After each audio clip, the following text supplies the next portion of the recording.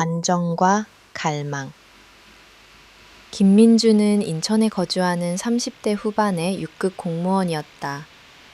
그의 삶은 겉보기에 안정적이고 평온해 보였지만 그 이면에는 예측 불가능한 세상에 대한 깊은 통찰과 그에 따른 과감한 선택이 자리하고 있었다.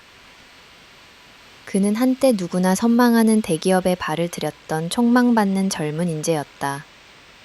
화려한 스펙과 뛰어난 업무 능력으로 승승장구하던 그였지만 회사의 대규모 구조조정 당시 믿었던 부장님들이 한순간에 해고되는 충격적인 광경을 목도하게 된다.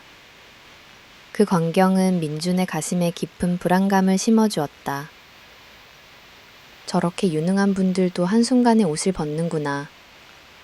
나의 미래는 과연 안전할까?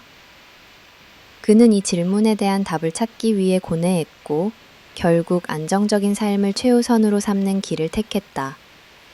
비록 대기업의 화려한 연봉을 포기하고 다소 박봉인 공무원의 길을 선택했지만 민주는 후회하지 않았다. 오히려 매달 꼬박꼬박 들어오는 급여와 퇴직 후 보장되는 연금은 그의 삶에 견고한 울타리를 쳐주었고 그는 비로소 진정한 평온을 찾았다고 생각했다. 하지만 그에게도 채워지지 않는 한 가지 갈증이 있었다. 바로 결혼이었다. 주변에서는 그의 준수한 외모와 안정적인 직업을 부러워하며 끊임없이 소개팅을 주선했다. 주선자들은 그를 좋게 보았는지 과분할 정도로 괜찮은 여성들을 소개해주곤 했다. 외모나 조건면에서 부족함이 없는 상대들이었지만 민주는 번번이 실망감을 감추지 못했다. 대부분의 여성들이 30대라는 나이 때문인지 연애보다는 결혼 자체에 목을 매는 듯한 인상을 주었다. 그들의 대화는 온통 신혼집, 혼수, 출산 계획 등 현실적인 문제에 집중되어 있었다. 민준 역시 결혼에 서두르고 싶은 마음이 없었던 것은 아니지만 사랑과 이해를 바탕으로 한 진정한 관계가 아닌 오직 결혼만을 위한 만남에는 회의감을 느꼈다. 그는 관계의 깊이보다 조건을 따지는 모습에 지쳐갔고 결국 수많은 소개팅을 거절하며 홀로 지내는 시간이 길어졌다. 물론 그 여성들을 비난할 생각은 전혀 없었다. 몇 년 남지 않은 결혼 정년기를 놓치고 싶지 않은 그들의 절박한 마음을 100% 이해했기에 민주는 그저 자신의 인연이 아직 나타나지 않았을 뿐이라고 생각하며 기다림을 택했다. 그의 마음속에는 진정한 사랑과 함께하는 삶에 대한 깊은 갈망이 여전히 타오르고 있었다. 어느 늦가을 오후 김민준의 휴대폰이 진동했다. 화면에 뜬 이름은 다름 아닌 그의 가장 친한 친구 이준호였다. 평소 같으면 반가운 마음에 즉시 멍우 개위가 전화를 받아댔지만 준호의 전화는 늘 그렇듯 가볍고 유쾌한 분위기만은 아니었다. 수화기 너머로 들려오는 준호의 목소리는 평소와 달리 침울했고 이내 충격적인 소식이 전해졌다. 민준아, 우리 아버지께서 갑자기 돌아가셨어. 청천벽력 같은 소식에 민준의 심장은 철렁 내려앉았다. 친형제처럼 지내던 준호의 아버지는 민준에게도 따뜻한 어른이자 멘토 같은 존재였다. 그는 퇴근하자마자 검은 양복으로 갈아입고 지체 없이 장례식장으로 향했다. 장례식장은 슬픔과 애도 분위기로 가득했다. 민주는 준호의 곁을 지키며 밤늦도록 예손을 도왔다. 조문객들을 맞이하고 식사를 챙기고 밤늦도록 빈소를 지키며 친구의 슬픔을 함께 나누었다. 그의 눈에는 준호 가족에 대한 진심 어린 위로와 함께 삶의 덧없음에 대한 깊은 회한이 스쳐 지나갔다. 그렇게 정신없이 며칠이 흘러 성공적으로 장례를 치렀고 민주는 다시 일상으로 돌아왔다. 하지만 며칠 뒤 준호에게서 생각지도 못한 연락이 왔다. 민준아, 갑자기 이런 말 꺼내는 게 좀 이상하게 들릴 수도 있겠지만 준호는 조심스럽게 말을 꺼냈다. 내가 아는 여동생이 있거든. 너도 어쩌면 봤을지 모르겠다. 근데 걔가 너를 마음에 들어 하더라. 자리가 자리인지라 이제야 말한다. 어떻게 한번 만나볼래? 민주는 순간 당황스러움을 금치 못했다. 상갓집에서 나를 마음에 들어 했다고? 솔직히 말해 불쾌감마저 들었다. 결혼식 피로연도 아니고 슬픔이 가득한 장례식장에서 이성을 의식했다는 사실 자체가 찜찜하고 이해하기 어려웠다. 민주는 단호하게 거절했다. 준호야, 나는 그런 상황에서 만남을 시작하고 싶지 않아. 좀 그래. 하지만 준호는 포기하지 않았다. 민준아, 걔 진짜 괜찮은 애야. 내가 괜히 너한테 권하는 거 아니야. 솔직히 나쁜 애면 내가 이렇게까지 안 권해. 근데 너랑 정말 잘 어울릴 것 같아서 그래. 그러니까 딱 한 번만 만나보고 판단해봐. 하루 바람 쐬고 온다고 생각하면 되잖아. 준호는 끈질기게 민준을 설득했다. 친구의 진심 어린 권유와 함께 자꾸만 거절하는 것도 미안한 일이라는 생각에 민준은 결국 마지못해 알겠다고 답했다. 그렇게 민준은 준호로부터 그녀의 연락처를 받았다. 그녀의 이름은 박소라. 프로필 사진 속 소라는 날카로운 미인형은 아니었지만 나름 귀염상이어서 나쁘지 않은 인상이었다. 그래, 한번 만나나 보자. 친구 체면도 있고. 민주는 가벼운 마음으로 소라에게 연락했고 두 사람은 한적한 카페에서 첫 만남을 약속했다. 그는 이때 이 만남이 자신의 인생에 어떤 파란을 몰고 올지 전혀 짐작하지 못했다. 똥사진과 현실의 간극. 약속 당일 김민주는 약속 시간 10분 전 한적한 동네 카페에 도착했다. 창가 자리에 앉아 따뜻한 아메리카노 한 잔을 앞에 두고 박소라를 기다렸다. 그는 큰 기대는 없었지만 그래도 친구 준호가 그렇게까지 추천한 사람이었으니 최소한 프로필 사진과 아주 동떨어지지는 않으리라 막연히 생각했다. 문이 열리고 한 여성이 조심스럽게 카페 안으로 들어섰다. 민주는 자연스레 시선을 돌렸다. 그리고 그 순간 그는 애써 터져 나오려는 웃음을 참아야만 했다. 눈앞에 서 있는 여성은 프로필 사진 속 박소라와는 완전히 다른 사람이었다. 사진에서는 나름 귀엽고 단정한 인상이었는데 실제 모습은 솔직히 말해 사기라는 단어가 머릿속을 맴돌았다.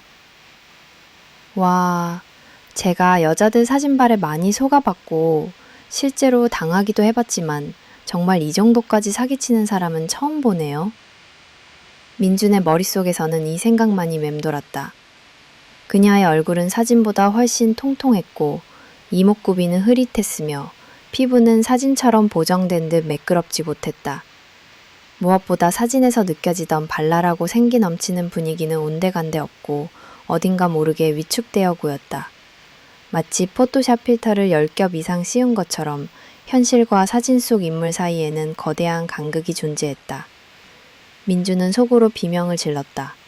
당장이라도 일어나서 뒤도 돌아보지 않고 카페를 나가고 싶었다. 그는 외모지상주의자가 아니라고 자부했지만 이 정도의 속임수는 용납하기 어려웠다. 마치 기만당한 기분이었다. 하지만 그는 이내 심호흡을 했다. 그래, 친구 준호의 체면이 있지. 어떻게든 버텨보자. 그는 애써 표정 관리를 하며 소라가 자신의 테이블로 다가오기를 기다렸다. 소라는 민준의 앞에서 쭈뼛거리며 앉았다. 그녀는 민준의 얼굴을 제대로 쳐다보지도 못하고 시선이 계속 바닥을 향했다. 아마도 자신의 실물이 사진과 다르다는 것을 스스로도 잘 알고 있었던 모양이다. 그 어색하고 민망한 분위기 속에서 두 사람은 겉핥기식의 대화를 이어갔다. 날씨 이야기, 주말 계획, 그리고 친구 준호에 대한 이야기 등 진정성 없는 대화만이 오고 갔다. 민주는 그녀의 눈을 똑바로 바라보는 것조차 힘들었다. 그의 머릿속에는 오직 언제쯤 이 자리가 끝날까 라는 생각뿐이었다. 결국 커피 한 잔을 다 비우고 더 이상 할 말이 없어진 두 사람은 어색하게 인사를 나누고 헤어졌다. 민주는 카페를 나서면서 다시는 그녀를 만나지 않겠다고 다짐했다. 그에게는 그 만남이 그저 불편하고 불쾌한 기억으로 남을 뿐이었다. 그는 박소라와의 인연은 여기서 완벽하게 끝났다고 확신했다. 그러나 그는 알지 못했다. 이 만남이 그의 인생에 얼마나 예상치 못한 파장을 불러올지, 그리고 이 실망스러운 첫 만남이 오히려 기이한 인연의 시작이 될 줄은 말이다. 끈질긴 그림자. 김민주는 카페를 나서는 순간 박소라와의 모든 인연이 깨끗하게 정리되었다고 확신했다. 다시는 마주칠 일 없을 거야. 잘됐다. 그는 그렇게 생각하며 홀가분한 마음으로 일상으로 돌아갔다. 그러나 며칠 뒤 그의 휴대폰이 다시 진동하기 시작했다. 발신자는 다름 아닌 박소라였다. 이 정도면 눈치챘어야지. 정말 둔하네. 민주는 답답함을 금치 못하며 그녀의 문자를 단호하게 거절했다. 소라씨, 죄송하지만 저는 더 이상 만날 생각이 없습니다. 라고 정중하게 하지만 확고하게 선을 그었다. 하지만 박소라는 포기할 줄 몰랐다. 오히려 그녀의 끈기는 민준의 예상을 훨씬 뛰어넘었다. 처음 장례식장에서 그를 이성으로 봤다는 사실부터 신기했지만 그녀의 집착에 가까운 끈기는 경이로울 지경이었다. 매일같이 진지하고 장문의 문자가 쏟아졌다. 오늘 하루는 어떠셨나요? 점심은 드셨어요? 저는 오늘 이러이러한 일을 겪었어요.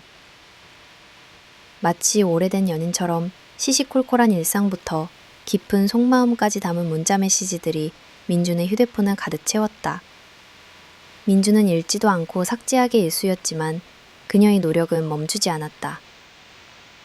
그러던 어느 날 박소라의 끈질김은 선을 넘었다. 그녀는 민준이 근무하는 구청 앞에 직접 찾아왔다. 점심시간 민준이 구청 문을 나서자 멀리서부터 그를 발견하고 달려오는 소라의 모습이 보였다. 정말 어이가 없군. 민준은 헛웃음이 나왔다. 그는 동료들의 시선이 집중되는 것을 느끼며 재빨리 소라를 이끌고 구청 근처의 한적한 카페로 향했다.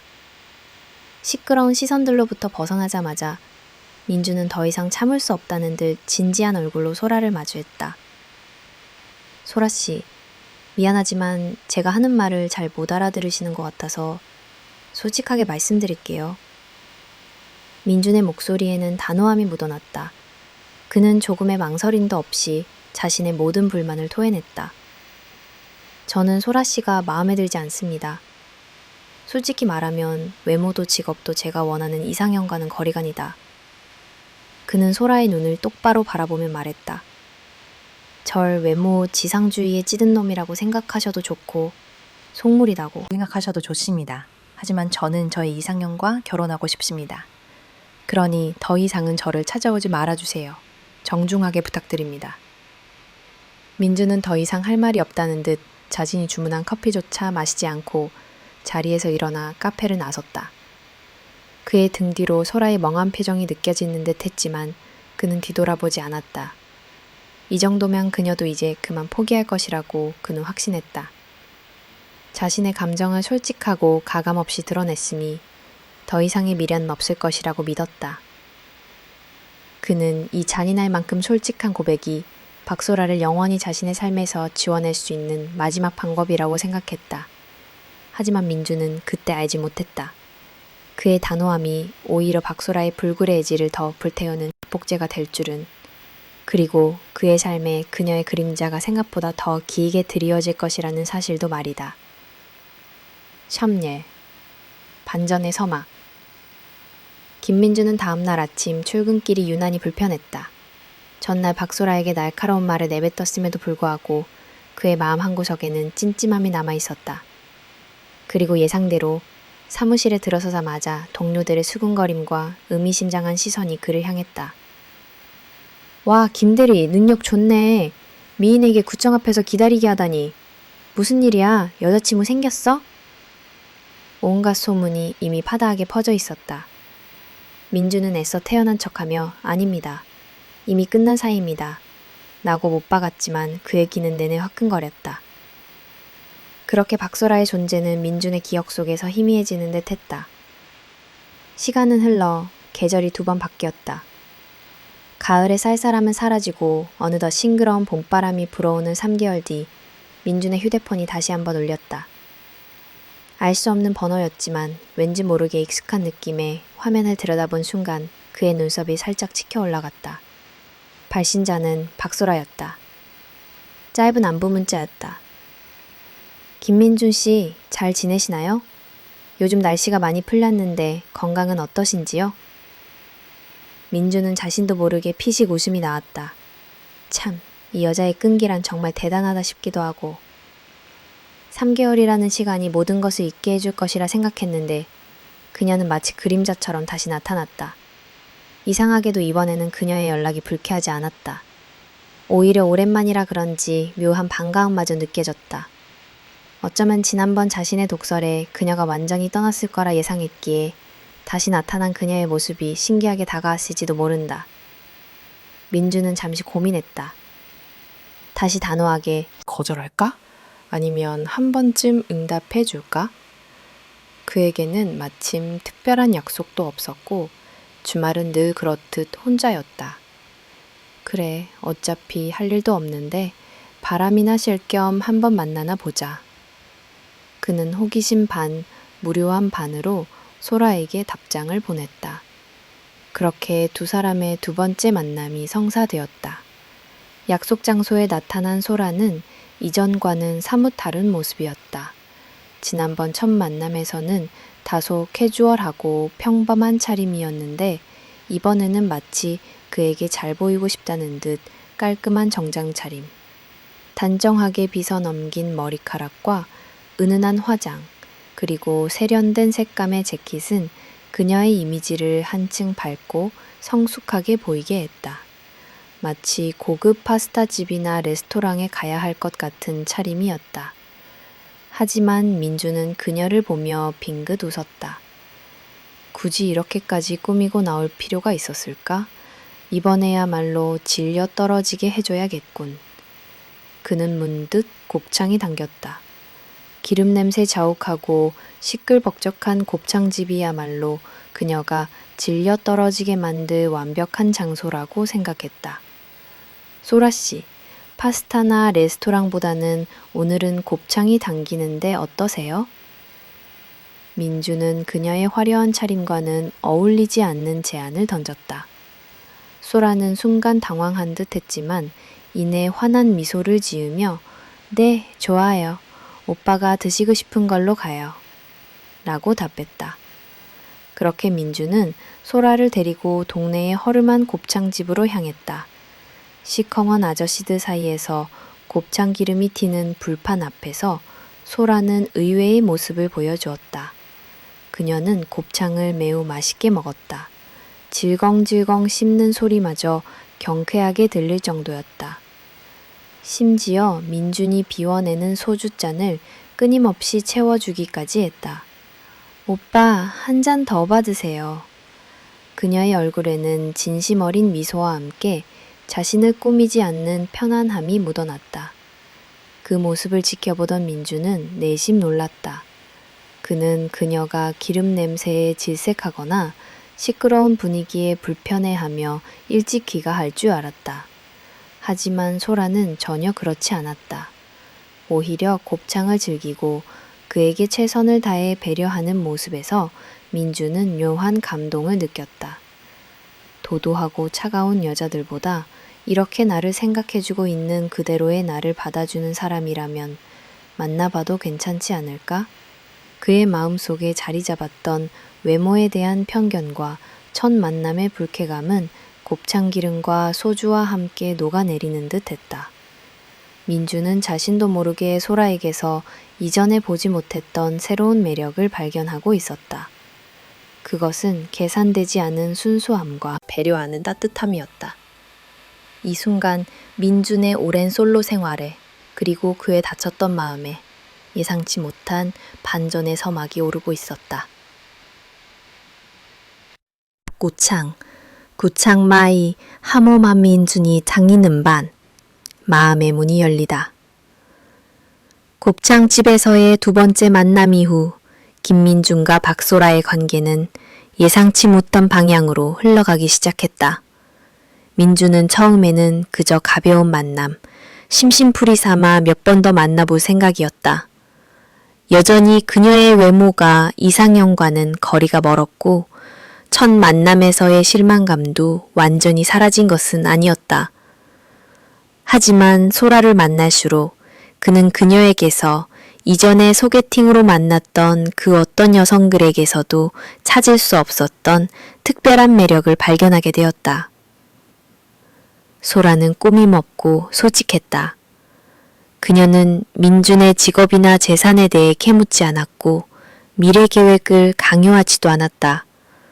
대신 그녀는 민준의 이야기에 귀 기울이고 그의 작은 농담에도 진심으로 웃어주었으며 늘 그를 먼저 배려하는 모습을 보여주었다.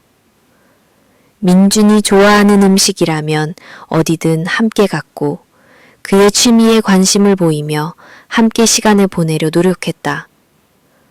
그녀는 민준이 힘들 때 말없이 곁을 지켜주었고 기쁠 때는 누구보다 먼저 축하해 주었다. 특히 그녀는 민준이 한 번도 기대하지 않았던 방식으로 그를 대했다. 대기업 시절의 화려한 배경이나 공무원이라는 안정적인 직업 타이틀에 현혹되지 않고 오직 김민준이라는 사람 자체를 소중히 여기는 듯했다. 예를 들어 민준이 야근으로 지쳐 있을 때 소라는 말없이 구청 앞으로 따뜻한 커피와 샌드위치를 들고 찾아왔다. 오빠, 혹시 출출하실까 봐요. 잠깐이라도 바람 쐬고 이거 드세요. 부담을 줄까봐 섣불리 들어오지도 못하고 건물 앞에서 기다리는 그녀의 뒷모습을 보며 민준은 뭉클함을 느꼈다. 주말에 민준이 좋아하는 등산을 따라 나섰을 때도 소라는 투정 한마디 없이 땀을 흘리며 함께 걸었고 정상에서는 밝은 미소로 그에게 물통을 건넸다. 오빠, 풍경 정말 멋있네요. 다음에 또 같이 와요. 그녀의 긍정적인 에너지는 민준의 메마른 감성을 촉촉하게 적셨다. 민준은 자신도 모르는 사이에 소라에게 완전히 스며들고 있었다. 그의 마음속 깊이 자리했던 외모에 대한 편견은 소라의 진심 어린 헌신과 배려 앞에서 점점 희미해졌다. 어느새 그는 그녀의 맑고 꾸밈 없는 눈빛에서 아름다움을 발견하기 시작했고 그녀의 서툰 행동 속에서도 사랑스러운 진정성을 깨달았다. 정신을 차려보니 민준은 소라에게 결혼 약속일을 하고 있었다. 그것은 결코 소라가 무슨 환수를 부렸거나 그를 억지로 설득한 결과가 아니었다. 오히려 소라가 끊임없이 보여준 변함없는 사랑과 헌신, 그리고 그를 향한 깊은 배려심이 민준의 마음을 움직인 결정적인 요인이었다. 그는 소라와 함께라면 어떤 어려움도 헤쳐나갈 수 있을 것이라는 확신이 들었다. 결혼을 결심한 두 사람은 가장 현실적인 문제인 경제적인 부분에 대해 진지하게 대화를 시작했다. 민주는 공무원이기에 월급이 비교적 정해져 있었지만 소라는 부모님이 운영하는 이불 장사를 돕는 터라 수입이 불규칙적이었다. 이불 가게의 매상에 따라 매달 받는 급여가 달랐기에 안정적인 수입이라고 말하기는 어려웠다. 하지만 다행스러운 점은 소라가 생각보다 훨씬 알뜰한 성격이었다는 것이다. 그녀는 30대 초반의 나이에도 불구하고 무려 6천만 원이라는 거금을 모아두고 있었다. 이 사실은 민준을 더욱 놀라게 했다. 30대 초반 여성이 그 정도의 돈을 모았다는 것은 또래들이 누리는 많은 것을 포기하고 꾸준히 저축했다는 의미였다. 민준 역시 대기업 재직 시절의 높은 월급과 공무원이 된 후의 월급을 합쳐 비슷한 수준인 6천만 원 정도를 모아둔 상태였다. 그는 두 사람의 저축액을 합하면 약 1억 2천만 원이 되고 여기에 은행 대출을 조금 보태면 아담하지만 나쁘지 않은 빌라나 아파텔에 신혼살림을 차릴 수 있을 것이라고 계산했다. 둘이 힘을 합치면 충분히 시작할 수 있어. 작게 시작해서 차근차근 늘려가면 되지. 민주는 소라와 함께 그려나갈 소박하지만 확실한 미래에 대한 설렘과 기대로 가득 찼다. 그는 이 결혼이 단순히 두 사람의 결합을 넘어 서로에게 부족한 부분을 채워주며 함께 성장해 나가는 진정한 동반의 시작이 될 것이라고 믿어 의심치 않았다. 예비 장모님의 수상한 초대. 김민준과 박소라가 결혼을 약속하고 함께 미래를 그려나가며 행복한 나날을 보내던 어느 날이었다. 민준의 휴대폰이 울렸다. 발신자는 다름 아닌 소라의 어머니, 즉 예비 장모님인 박 여사였다. 김서방, 박서방이지? 나 소라 엄마다. 박 여사의 목소리는 다정했지만 왠지 모르게 평소와 다른 묘한 긴장감이 흘렀다. 네, 어머님, 안녕하세요. 민주는 공손하게 답했다. 아직 정식으로 처가에 인사드린 적이 없었기에 조만간 소라와 함께 정식으로 찾아뵙고 인사를 드릴 계획이었다. 그래서 박여 얘기가 좀 있는데 혹시 시간 괜찮으면 나랑 따로 좀 만나줄 수 있겠나? 박 여사의 말에 민주는 순간 당황했다. 따로요? 그는 예비 장모님과 단둘이 만날 특별한 이유를 찾지 못했다. 어머님, 아직 정식으로 인사도 못 드렸는데 조만간 소라하고 같이 찾아뵙고 인사드리겠습니다. 민주는 정중하게 거절의 뜻을 내비쳤다. 하지만 박 여사는 민준의 말을 단호하게 잘랐다. 아니야. 지금 꼭 따로 만나야 이야기가 있어. 아주 중요한 얘기니까. 김서방 바쁘면 내가 구청 앞까지라도 찾아갈 테니 언제 시간이 괜찮은지 말해주게. 박 여사의 말투는 단호하다 못해 약간의 강압적인 뉘앙스마저 풍겼다. 민주는 난감했다. 처가에 인사드리는 것이야 당연한 수순이고 시간이 지나면 자연스럽게 이루어질 일인데 이렇게까지 억지로 당기려 하는 모습이 조금 의아했다. 하지만 예비 장모님이 직접 찾아오시겠다고까지 하는데 더 이상 거절할 수도 없는 노릇이었다. 민주는 결국 주말 시간을 비워 박 여사를 만나기로 약속했다. 박 여사는 소라에게는 이 사실을 말하지 말라고 당부했다. 소라한테는 말하지 마. 괜히 걱정할라. 우리 둘이 조용히 얘기할 게 있어. 민주는 그 말에 더욱 수상함을 느꼈지만 일단 알겠다고 답했다. 그는 주말이 되기를 기다리며 박 여사의 의중을 헤아리려 애썼지만 도무지 짐작할 수가 없었다. 약속 당일 민주는 약속 장소인 고급스러운 카페에 도착했다. 그리고 잠시 후 박 여사의 모습이 그의 시야에 들어왔을 때 민주는 눈을 의심할 수밖에 없었다. 그의 기억 속 박소라의 집안은 그리 넉넉지 않은 평범한 이불가게를 운영하는 가정이었다. 그런데 예비 장모님의 차림새는 재벌가 사모님이라고 해도 믿을 만큼 화려했다. 머리부터 발끝까지 명품으로 휘감고 있었다. 민주는 그런 명품에는 문외한이었지만 그의 눈에도 알만한 유명 브랜드들이 즐비했다. 수천만 원을 호가할 법한 다이아몬드 목걸이가 그녀의 목에서 빛났고 명품 시계와 가방 그리고 고급스러운 실크 스카프까지 모든 것이 번쩍거렸다. 마치 오늘을 위해 특별히 꾸민 듯한 모습이었다. 민주는 속으로 아니 이 정도였단 말이야? 하며 놀라움을 금치 못했다. 박 여사는 민준을 발견하고는 화려한 미소를 지으며 다가왔다. 김서방, 여기 앉게. 그녀는 도도하면서도 위험 있는 태도로 자리에 앉았다. 민주는 그녀에게 최대한 잘 보이기 위해 깍듯하게 대했다. 혹시라도 여기서 나쁜 인상을 심어주면 결혼 진행에 문제가 생길 수도 있다는 생각에 당화를 그는 최대한 착하고 건실한 청년인 것처럼 행동했다. 그의 등에서는 식은땀이 흘러내렸다. 하지만 박 여사는 민준의 인성이나 성품에는 별 관심이 없는 듯했다. 그녀의 시선은 시종일관 민준의 옷차림과 손목시계 그리고 그의 표정에서 읽어낼 수 있는 이더 기미를 탐색하는 듯했다. 이윽고 박 여사는 본론으로 들어갔다. 김서방은 공무원이라고 들었어. 나도 대충 알지만 공무원 월급이 뻔하잖아? 앞으로 연차가 쌓이면서 급여가 오르겠지만 한계가 뻔한 거고 내 딸이랑은 어디서부터 시작할 거야?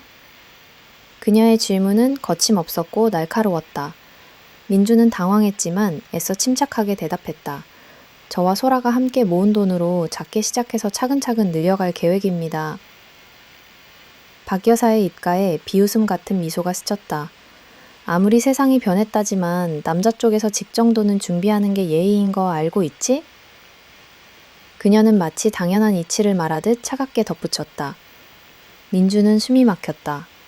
박 여사는 그의 월급, 연차, 모아둔 돈, 심지어 그의 집안 재산까지 꼬치꼬치 캐물었다. 나아가 신혼집은 어떻게 해올 것인지, 부모님의 지원은 받을 것인지 등에 대해 집요하게 질문했다. 솔직히 말해 불쾌하고 찝찝했지만 그는 예비 장모님이 될 사람의 심기를 거스를 수는 없다는 생각에 모든 질문에 성의껏 대답했다. 숨막히는 대면이 끝났다. 민주는 간신히 예비 장모님을 배웅하고 카페를 나섰다. 불편하긴 했지만 소라에게도 말했던 정보들이었기에 굳이 말하지 않을 이유도 없었다. 그는 이 만남이 그저 예비 장모님의 사위 될 사람에 대한 검증 정도라고 생각하며 대수롭지 않게 넘기려 했다. 하지만 그는 박 여사의 속셈이 훨씬 더 깊고 어두웠다는 것을 이때는 전혀 알지 못했다. 그녀의 화려한 차림과 집요한 질문들은 앞으로 다가올 거대한 사기극의 서막에 불과했다. 수상한 컨테이너 창고와 돈 자랑. 지난 주말 김민주는 예비 장모님인 박 여사와의 첫 단독 만남 이후 묘한 불쾌감과 함께 개운치 않은 마음을 안고 있었다.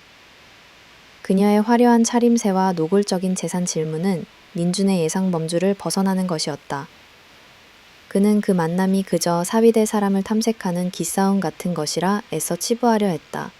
하지만 그의 마음속 한편에는 불편한 의문부호가 지워지지 않았다. 그리고 일주일 후 박 여사는 다시 민준을 호출했다. 이번에는 구체적인 주소를 알려주며 그곳으로 오라고 지시했다. 주소를 확인한 민준은 다시 한번 의아함을 느꼈다. 그곳은 도심에서 살짝 벗어난 공장지대와 물류 창고들이 즐비한 외곽 지역이었다. 왜 이런 곳으로 오라고 하실까? 소란의 이불 가게와는 전혀 다른 분위기인데? 수상쩍은 기분이 들었지만 예비 장모님의 명령이었기에 민주는 마지못해 차를 몰아 그곳으로 향했다.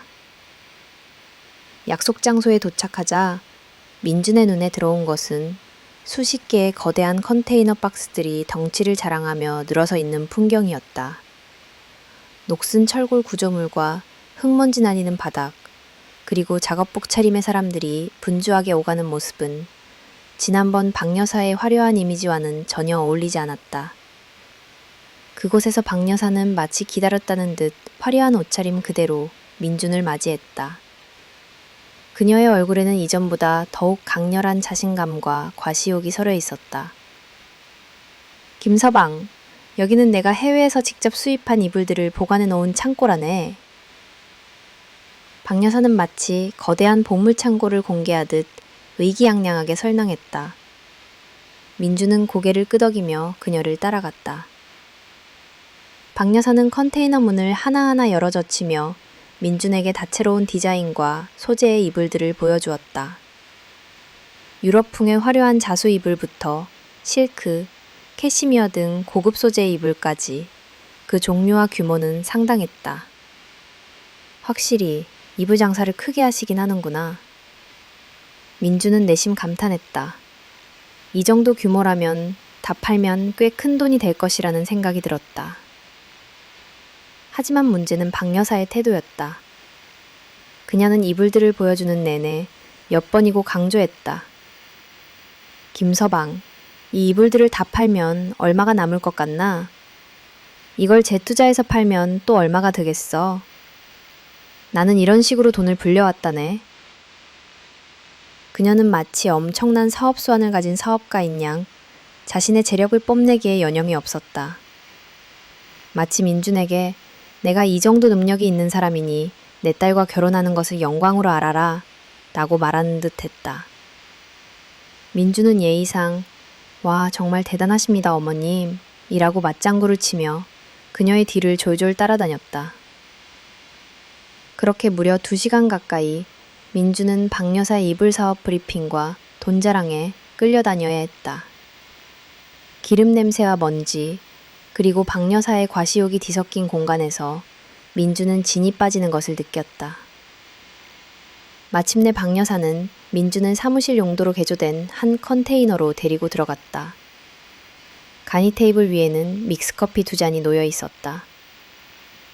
김서방, 커피 한 잔 하게. 박 여사는 친절한 미소를 지으며 믹스커피를 내밀었다. 민주는 피로한 몸을 이끌고 의자에 앉았다. 그리고 박 여사는 아무런 예고도 없이 대뜸 본론을 꺼냈다. 김서방, 저번에 말했던 신혼집은 어떻게 할 생각인가? 뜬금없이 다시 신혼집 이야기가 나오자 민주는 당황스러웠다. 또 이 이야기인가? 그는 아까의 피로감이 채 가시기도 전에 다시금 긴장감을 느꼈다. 민주는 지난번 만남에서 대답했던 것처럼 차분하게 자신의 계획을 설명했다. 저번에도 말씀드렸다시피 저와 소라가 가진 돈을 합쳐서 작게 시작할 생각입니다.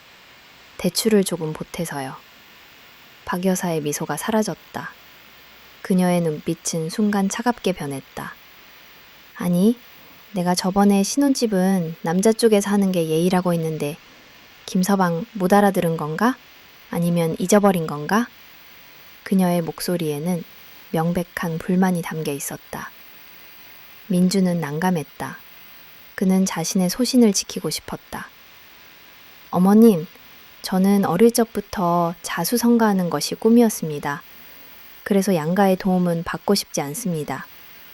저희 부모님께서도 도와주시겠다고 하셨지만 괜찮다고 말씀드린 것도 그런 이유입니다. 그는 자신의 부모님 이야기도 꺼내며 설득하려 했다. 저는 운 좋게도 유복한 집안에서 자랐습니다. 아버지께서 평생 약사로 근무하셨거든요. 하지만 아버지께 기대고 싶지 않았습니다. 이렇게 한번 기대다간 자립심을 잃을 것 같았거든요. 그래서 신혼집을 얻을 때 도와주시겠다는 부모님의 제안도 정중히 거절했습니다. 하지만 박 여사는 그의 설명에 전혀 납득하지 못하는 눈치였다. 오히려 탐탁지 않은 표정이 역력했다. 그럼 우리 집에서 도와줘도 안 받을 생각인가? 그녀의 목소리에는 짜증이 섞이기 시작했다. 민주는 마지막까지 예의를 지키려 노력했다. 아유, 어머님, 저희는 정말 괜찮습니다. 작게 시작하는 것도 나름의 재미가 있으니까요. 저희가 힘을 합쳐서 차근차근 늘려갈게요. 박 여사의 표정은 굳어졌고 그녀는 민준의 말을 칼같이 잘랐다. 자네나 자네 부모님 생각에야 그럴지 몰라도 늙어진 부모 마음은 그게 아니야. 그러니 내가 도와주겠네. 자네 부모님 생각을 존중한다면 내 생각도 존중해주게. 그녀의 목소리는 단호했고 더 이상 반론을 허용하지 않겠다는 듯했다. 민주는 솔직히 부담스러웠다. 금전적으로 보탬이 된다면야 감사한 일이지만 괜히 한쪽에만 지원을 받는다면 훗날 관계에 있어서 문제가 될 수 있다고 판단했기 때문이다. 그는 부부간의 관계는 물론 사돈 간의 관계에서도 균형이 중요하다고 생각했다. 하지만 박 여사의 고집은 완강했고 민주는 더 이상 논쟁을 이어갈 기억도 없었다. 그렇게 그날의 만남은 어찌어찌 마무리가 되었다. 민주는 찝찝한 마음을 안고 컨테이너 창고를 떠났다. 그는 박 여사의 과도한 관심과 집착이 그저 딸을 사랑하는 부모의 마음일 뿐이라고 애써 자신을 다독였다. 그러나 이 모든 만남들이 결국 거대한 사기극의 정교한 밑그림이었다는 사실을 민주는 꿈에도 상상하지 못했다. 예비 장모님의 화려한 명품 치장, 수상한 컨테이너 창고, 그리고 집요한 재력 과시는 모두 민준의 눈을 속이기 위한 치밀한 연극이었던 것이다. 상견례, 그리고 드리워진 그림자. 컨테이너 창고에서의 불편한 만남 이후 몇 달이 흘렀다. 김민주는 박 여사의 집요함에 다소 지쳐 있었지만 그래도 결혼이라는 큰 목표를 위해 모든 것을 강례하려 노력했다. 마침내 두 가족이 정식으로 만나 인사를 나누는 상견례 날이 다가왔다. 고급 한정식집의 별실에서 양가 부모님과 민준, 소라가 한자리에 모였다. 처음에는 화기애애한 분위기가 이어졌다. 덕담이 오고 갔고 두 사람의 결혼을 축하하며 미래를 격려하는 따뜻한 말들이 공간을 채웠다. 민준의 부모님은 소라를 따뜻하게 맞아주셨고 소라 역시 공손한 태도로 양가 어른들을 대했다. 분위기가 무르익을 무렵 민준이 내심 걱정하던 순간이 찾아왔다. 바로 박 여사가 신혼집 이야기를 꺼내는 것이었다. 자, 이제 우리 아이들 신혼집 이야기 좀 해봐야지요. 박 여사는 마치 기다렸다는 듯 화려한 미소를 지으며 운을 뗐다. 민준은 속으로 한숨을 쉬었다. 또 그놈의 신혼집 이야기인가? 적당히 좀 하시지. 그의 얼굴에는 미미한 짜증이 스쳤지만 애써 평정심을 유지하려 노력했다. 박 여사는 지난번 민준과의 만남에서 주장했던 대로 자신 쪽에서 신혼집을 구해주겠다고 선언했다. 사실 제가 김서방과 따로 이야기를 나눠봤는데요. 요즘 집값이 워낙 만만치 않으니 저희 쪽에서 적극적으로 보태줘야 할 것 같습니다. 소라 아빠도 흔쾌히 동의했습니다. 그녀는 마치 엄청난 은혜를 베푸는 듯한 어조로 말했다. 민진의 부모님은 박 여사의 말을 묵묵히 듣고 계셨다. 평소 자식에게 부담을 주고 싶지 않아 하셨던 분들이었기에 갑작스러운 처가 쪽의 큰 지원 제안에 다소 놀란 눈치였다. 잠시 침묵이 흐른 뒤 민준의 아버지가 인자한 미소를 지으며 입을 열었다. 사부인께서 그렇게까지 신경 써주시니 정말 감사드립니다. 하지만 저희도 가만히 손 놓고 있을 수는 없지요. 저희도 민준이 결혼하는데 보탬이 되어야지요. 그래서 저희도 1억 원을 지원해 주도록 하샤엄마가 하겠습니다. 아버지는 예비 사돈에 대한 예의와 아들에 대한 사랑을 동시에 표현하셨다. 민준은 깜짝 놀랐다. 이는 기존에 이야기되지 않았던 사안이었다. 민준은 부모님께 도움을 받지 않겠다고 여러 번 말씀드렸었고 부모님도 그의 뜻을 존중해 주셨었기 때문이다. 하지만 아버지는 처가 쪽에서 먼저 큰 금액을 제시하자 일방적으로 도움만 받는 것이 미안하고 자존심이 상하셨는지 금전적인 지원을 결정하신 모양이었다. 민준은 속으로 아이고 아버지 제발 하고 외치고 싶었지만 이미 상황은 돌이킬 수 없었다. 그렇게 양가 합의하에 민준의 집에서 1억 원, 처가에서 2억 원, 그리고 민준과 소라가 모은 돈을 합쳐 총 3억 2천만 원이라는 거액으로 아파트를 매매하기로 결정되었다. 액수가 커지자 민준은 좀 더 좋은 곳에서 시작할 수 있겠구나 하는 안도감과 함께 이렇게까지 큰 돈을 들이는 게 맞는 건가 하는 불안감이 교차했다. 상견례가 끝나갈 무렵 박 여사는 다시 한번 민준을 향해 말했다. 그녀의 얼굴에는 확신에 찬 미소가 가득했다. 김서방, 내가 아파트를 직접 구하러 다녀야 하니까 지금 불러주는 계좌로 전에 이야기했던 돈 전부 붙이게. 매물은 내가 알아보는 게 제일 빠르고 정확할 거야. 민준은 순간 멈칫했다. 벌써? 이렇게 빨리? 거액의 돈을 한 번에 송금하는 것이 어쩐지 좀 찜찜했다. 게다가 아파트를 알아본다면서 왜 미리 돈을 다 받아가려는 것인지 이해하기 어려웠다. 하지만 이미 상견례 자리에서 모두가 합의한 사항이었고 무엇보다 그녀는 곧 자신의 장모님이 될 사람이었다. 설마 장모님이 될 사람이 무슨 일이 있게 하겠어? 가족이 될 사이인데. 민준은 스스로를 안심시키며 의심을 애써 누르고 박 여사가 불러주는 계좌로 돈을 송금했다. 민준의 부모님이 지원해 주신 1억 원과 민준 자신이 모은 6천만 원, 그리고 소라가 모은 6천만 원까지 합쳐 총 2억 2천만 원이라는 거금이 박 여사의 손에 고스란히 들어간 순간이었다. 민준은 돈을 송금한 후에도 왠지 모를 불안감에 사로잡혔다. 마치 거대한 바위에 등을 기댄 듯 든든하면서도 동시에 그 바위가 언제 무너질지 모르는 아슬아슬한 느낌이었다. 그는 자신이 방금 송금한 돈이 앞으로 다가올 거대한 혼란의 서막을 알리는 불길한 전조라는 것을 그때는 전혀 알지 못했다. 그의 눈앞에는 장밋빛 미래가 펼쳐지는 듯 했지만 사실은 거대한 어둠의 장모님인 밤여사의 계좌로 송금된 이후 김민준의 마음속에는 왠지 모를 불안감이 싹트기 시작했다. 분명 상년내에서 모두가 합의한 사항이었고 장모님이 직접 발벗고 나서 아파트를 구해주겠다고 했으니 믿어야 마땅했다.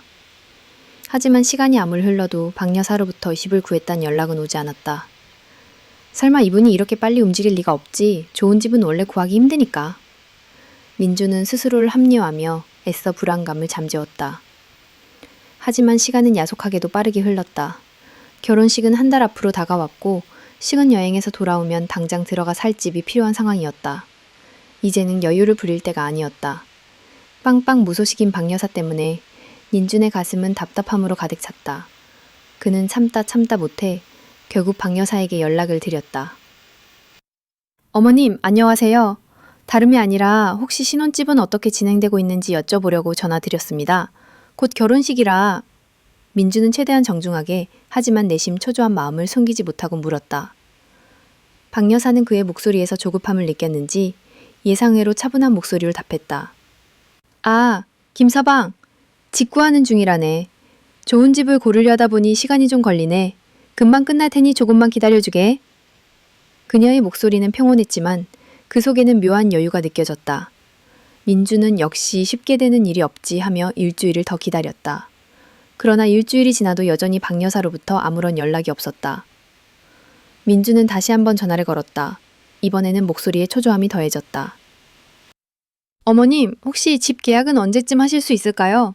결혼식이 코앞이라 마음이 급해서요. 박 여사의 목소리 톤이 바뀌었다. 다정했던 목소리에는 날카로운 기색이 돌았다. 김서방, 내가 구하고 있다고 했잖아. 자네 왜 이렇게 재촉을 하나? 내가 그 돈을 어떻게 하기라도 한다는 거야? 뭐야? 오히려 그녀가 상을 내며 민준을 다그쳤다. 민준은 당황했다. 내가 뭘 잘못했지? 그는 결국 알겠습니다, 어머님. 죄송합니다. 라고 말하며 최대한 인내하기로 했다. 그는 박 여사의 말을 믿고 그녀가 정말 좋은 집을 구하기 위해 애쓰고 있을 것이라고 스스로를 설득했다. 하지만 결혼식이 2주밖에 남지 않았는데도 여전히 박 여사에게서는 아무런 연락이 없었다. 이제는 민준의 부모님마저도 불안해하시며 도대체 어떻게 된 일이냐고 민준을 재촉하기 시작했다. 중간에 낀 민준은 미칠 지경이었다. 그는 답답한 마음에 소라에게 매달렸다. 소라야, 아니 어머니께서 구하신다는 집은 대체 언제 구해진다는 거야? 당장 다다음 주가 결혼식인데 왜 아무 말씀이 없으시냐고.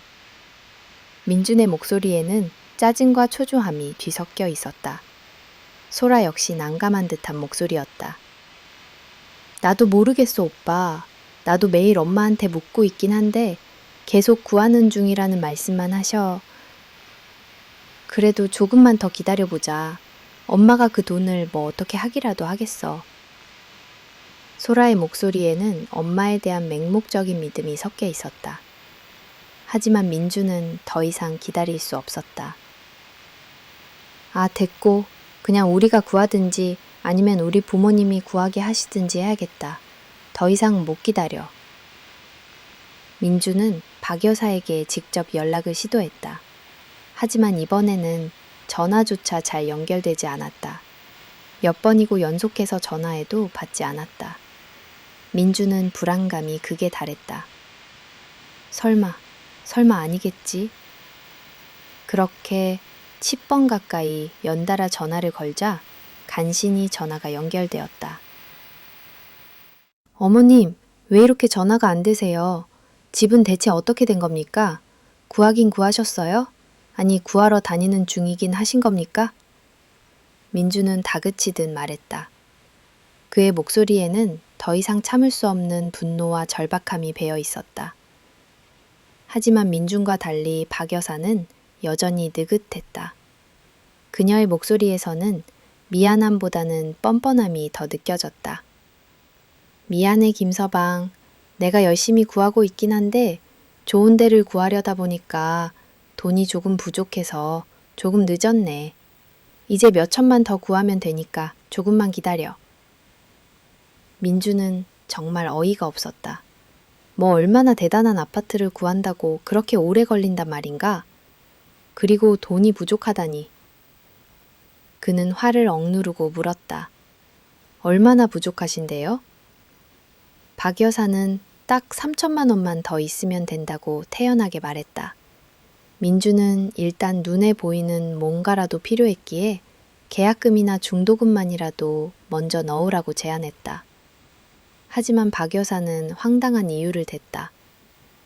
아, 그게 지인에게서 구하는 아파트라 전액이 있어야 가능하다고 하네. 답답함과 분노가 뒤섞인 채 민주는 결국 부모님께 다시 양해를 구하고 3천만 원을 빌려 박 여사에게 또다시 송금했다. 이놈의 지긋지긋한 집 문제를 빨리 끝내버리고 싶다. 그는 모든 것이 빨리 정리되기를 바라는 마음뿐이었다. 총 2억 5천만 원이라는 거액이 이미 박 여사의 손에 들어간 순간이었다. 하지만 민주는 그때 알지 못했다. 이 3천만 원이 그들을 나락으로 떨어뜨릴 마지막 한 걸음이 될 것이 상상조차 할 수 없는 거대한 사기극의 클라이맥스를 향해 치닫고 있다는 것을 말이다. 그의 눈앞에는 희망의 빛이 아닌 절망의 심연이 펼쳐지고 있었다.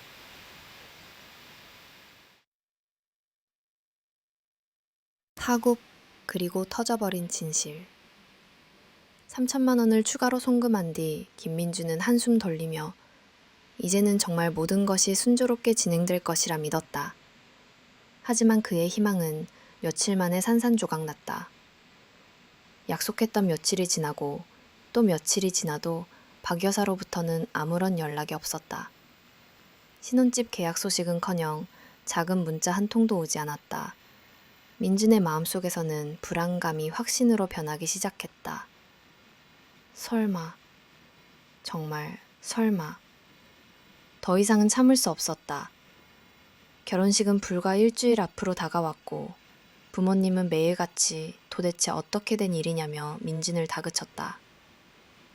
민준은 마지막 남은 인내심마저 바닥난 채 무작정 박 여사의 집으로 쳐들어갔다.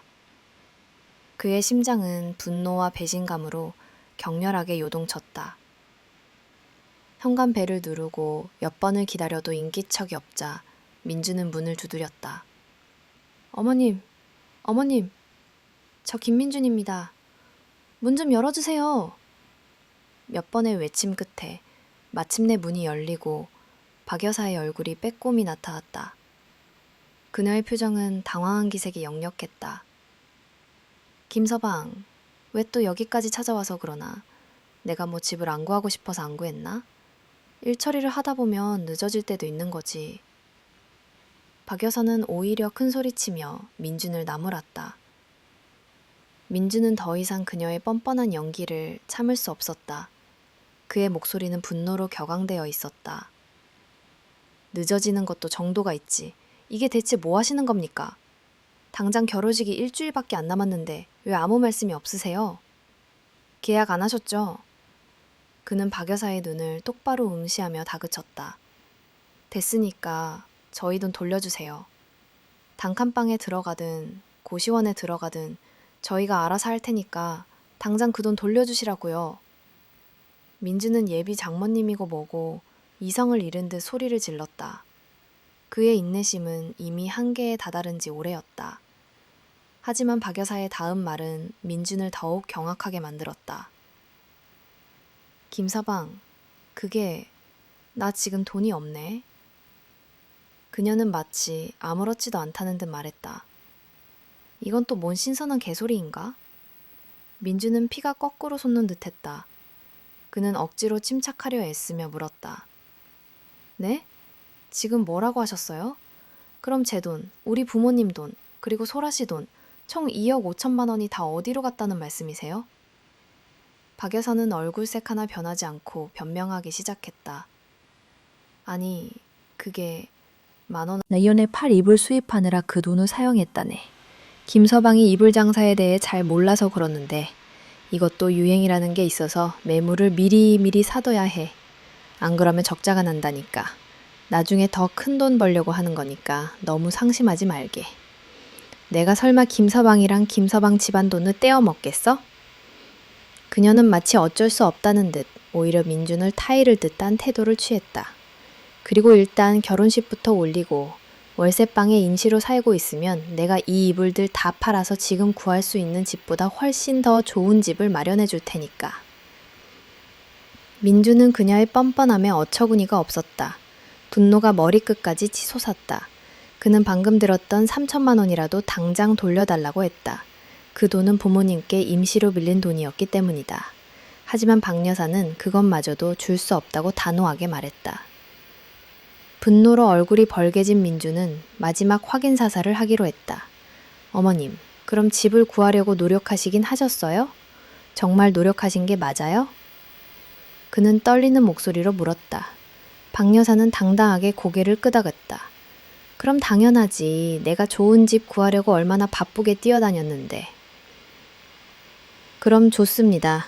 어머니께서 정말 노력하셨는지 궁금하니 부동산이랑 통화하신 내역이랑 문자 내역 좀 보여주세요. 민주는 침착하게 하지만 단호하게 요구했다. 이불 장사 때문에 바빴다는 말도 돈이 부족했다는 말도 모두 거짓임을 증명할 마지막 증거가 필요했다. 하지만 박 여사의 표정이 순간 굳어졌다. 아, 그게 다 지워서 없네? 그녀는 시선을 회피하며 중얼거렸다. 지워서 없다고요? 그게 말이 됩니까? 지울 거는 싹 다 지우든지 왜 부동산이랑 대화한 내용만 지울 이유가 뭡니까? 네? 말씀해 보세요. 입이 있으면 뭐라고 말이라도 해보시라고요. 민주는 더 이상 참을 수 없어 박 여사의 핸드폰을 빼앗듯이 집어들었다. 그녀의 손에서 휴대폰이 빠져나가자 박 여사의 얼굴은 새하얗게 질렸다. 민주는 그녀의 휴대폰을 꼼꼼히 확인했다. 통화 내역, 문자 메시지, 심지어 모바일 메신저 기록까지 샅샅이 뒤졌다. 그리고 그의 예상은 정확했다. 부동산과의 통화 기록도, 집 매물을 주고받은 문자 내역도, 그 어떤 관련된 흔적도 찾아볼 수 없었다. 마치 처음부터 그런 일이 없었던 것처럼 깨끗했다. 이게 지운 겁니까? 지울 거면 싹 다 지우시지 왜 부동산이랑 대화한 내용만 쏙 지웠습니까? 네? 말씀해보세요. 변명이라도 해보시라고요.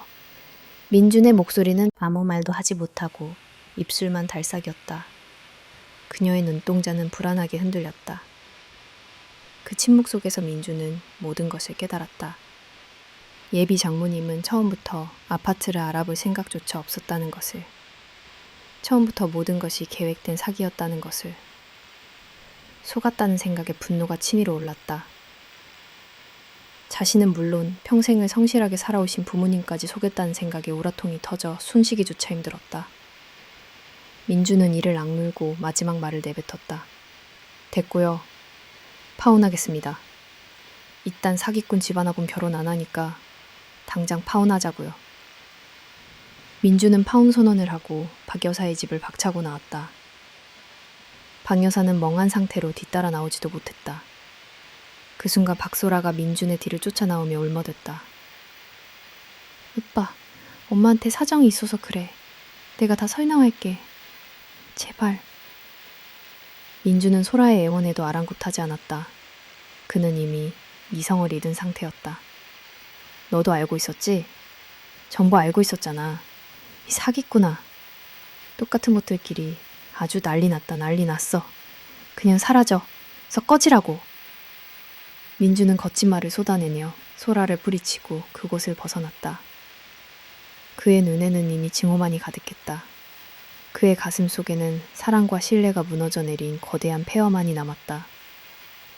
이 파국적인 순간은 민준의 인생에 지워지지 않는 상처와 함께 뼈아픈 교훈을 남기게 될 것이었다.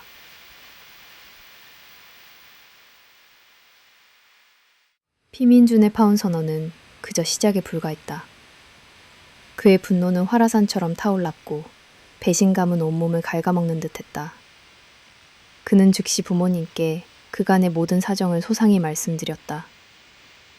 평생을 인자하고 온화하게 살아오셨고 어디서 큰 소리 한번 내본 적 없던 부모님은 아들의 울먹이는 고백에 충격을 금치 못하셨다. 감히 우리 아들 가지고 장난을 쳐? 이런 사기꾼 같은 집안은 가만두면 안 된다. 아버지의 목소리는 격분으로 떨렸고 어머니의 얼굴은 새하얗게 질렸다. 부모님은 곧장 전쟁터에 나가는 장수처럼 비장한 마음을 품고 방 여사가 운영하는 이불가게로 쳐들어가셨다. 이불가게는 평소와 다름없이 손님들로 북적였다. 아버지께서는 가게 문을 박차고 들어가 방 여사를 향해 불벼락 같은 목소리로 외치셨다. 아줌마. 아줌마가 내가 준 돈 잃어. 우리 아들이 준 돈 6천만 원. 그것도 모자라 나중에 한 번 더 준 3천만 원. 이 돈 가지고 장난쳤다는 게 사실이야? 어디서 사기칠 게 없어서 아줌마 딸 결혼 자금 가지고 사기를 쳐? 그러고도 당신이 사람이야? 아버지의 노상은 가게 안을 뒤치죽이 가득 채웠고 손님들은 일순간 침묵에 잠겼다. 아직 세상이 얼마나 무서운 줄 지금껏 모르고 살았던 것 같은데 내가 오늘 그 무서운 거 알려줄게. 아버지는 분을 참지 못하고 박 여사의 뺨을 후려치셨다. 짝! 소리가 가게 안을 메아리쳤다. 박 여사는 휘청거리며 뒤로 낮아빠졌다. 그러나 그녀는 이내 비틀거리며 몸을 일으키더니 뺨을 감싸쥐고 눈을 부라렸다. 뭐? 아줌마? 예비 사돈 될 사람한테 아주머니라니 그게 무슨 말버릇이에요?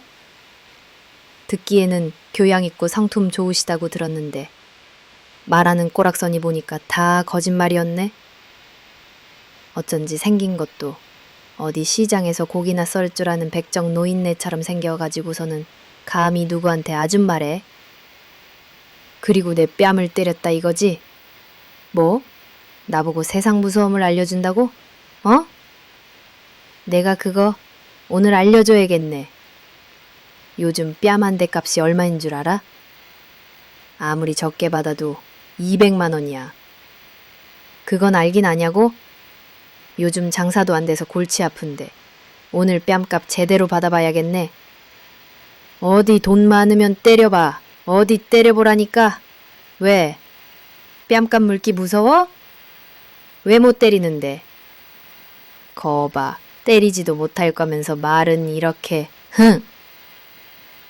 박 여사는 뻔뻔스럽게 아버지를 살살 약올리며 비웃었다. 민주는 그 광경에 눈앞이 캄캄해졌다.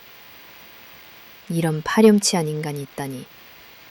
너무나도 화가 난 나머지 뺨값으로 수백, 수천만 원을 물든 상관없이 자신이라도 나서서 그 장모라는 사람을 한 대 쥐어받고 싶었다. 그렇게 민준이 손을 들려고 할 찰나 그의 몸을 막아서며 그 대신 싸대기를 날리는 사람이 있었으니 바로 그의 어머니였다. 짝! 소리는 아버지의 그것보다 훨씬 크고 날카로웠다. 박 여사는 소리와 함께 뒤로 나가떨어졌다. 민주는 너무나도 놀라 멍하니 어머니를 바라봤다. 어머니는 그가 지금껏 살아오면서 웬만해서는 큰 소리 한 번 낸 적 없으셨고 화도 잘 내지 않는 분이셨다. 그런 어머니의 모습은 믿을 수 없을 만큼 낯설고 충격적이었다.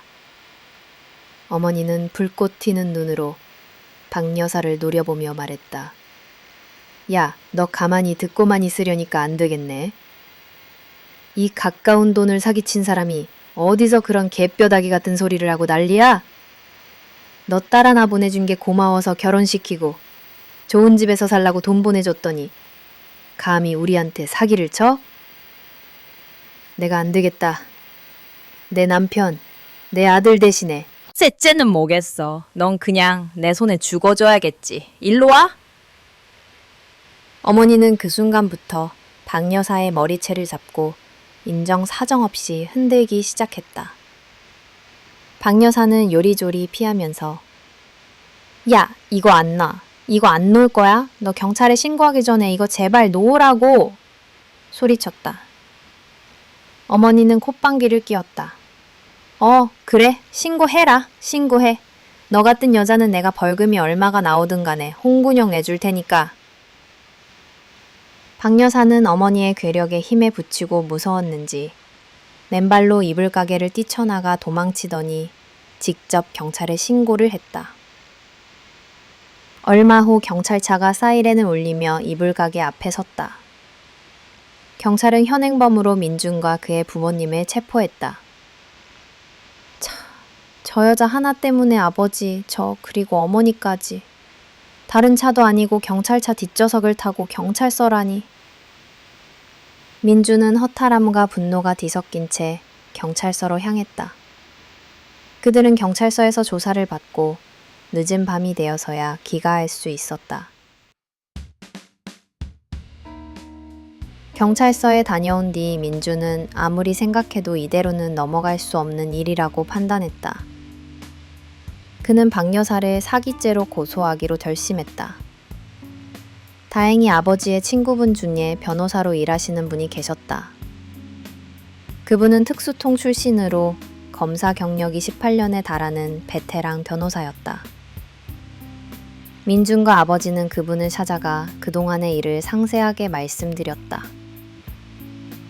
변호사님은 이 사건은 큰 사건도 아니라며 너무 걱정 말고 경찰서에 가서 사기죄로 고소부터 하라고 조언해 주셨다.